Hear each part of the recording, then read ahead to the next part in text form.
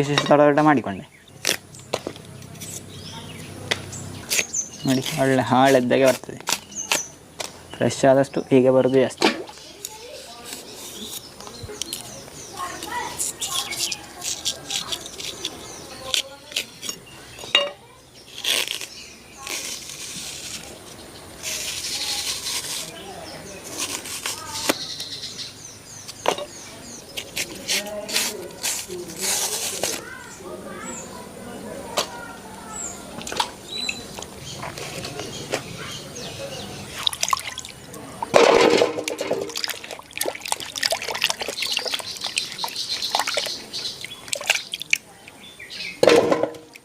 ನೋಡಿ, ನಮಗೆ ಮರಗೆಣಸು ತೊಳೆದೆಲ್ಲ ರೆಡಿ ಆಯಿತು. ಒಳ್ಳೆ ಬಿಳಿಯಾಗಿ ಗೆಡ್ಡೆ ಸಿಕ್ಕಿದೆ, ಮಣ್ಣಲ್ಲೆಂತ ಇಲ್ಲ.